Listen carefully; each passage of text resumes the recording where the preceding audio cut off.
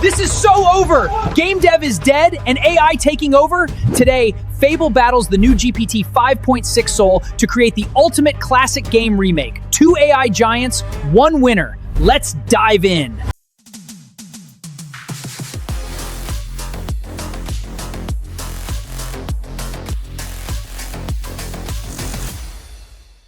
All right, we're putting the best LLMs on the market head-to-head to see which one can vibe code the best remake of the best classic games we all loved in the 90s. All right, the first challenge is to make a remake of the classic RTS game called Z from 1996 by the Bitmap Brothers.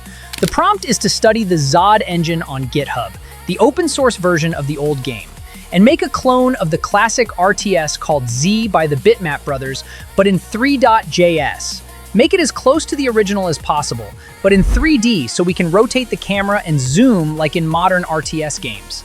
The levels should be the same, with the same robots, tanks, and so on. Make it as close to the original as possible in gameplay and mechanics, but visually in beautiful, stylish 3D with Three.js. As you can see, first we have Fable 5. Here's the result so far. Let's call it Zod Vibe. The game does feel like the original Z, but the models are pretty basic. You can see the basic mechanics work well. We have grunts running around, capturing flags and territories. They can capture jeeps, tanks, and guns. The whole gameplay is well polished, fast, dynamic, and it works. There are many levels, but they don't feel like the original Z. The game is much faster and feels like a different game. On the plus side, we have different biomes such as the desert, lava world, city, and ice world. The game loop looks fun and everything works okay. I give it 3 out of 5 for this attempt. Next, we have GPT-5.6 Sol Ultra, the new model from OpenAI. Right from the start, we can see the game is much better visually. The graphics, the vibes, and the interface all look and feel much closer to the original game. The game loop somewhat works, but the battles are slow, boring, and far from the original Z style. The destruction of the enemy fort did not work, and capturing empty vehicles is also not working. On the plus side, the graphics are much better, though the FPS is not great, and we have different maps that look like original Z maps. However, units go through water and rocks, there is no pathfinding, and so on.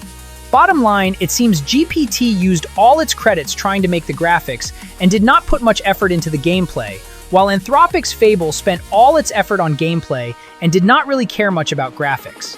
Which approach looks better to you guys? Let me know in the comments. And finally, I decided to celebrate the Stronghold 4 release with a quick vibe-coded remake of the original Stronghold game. Here we have a tower defense vibe-coding version.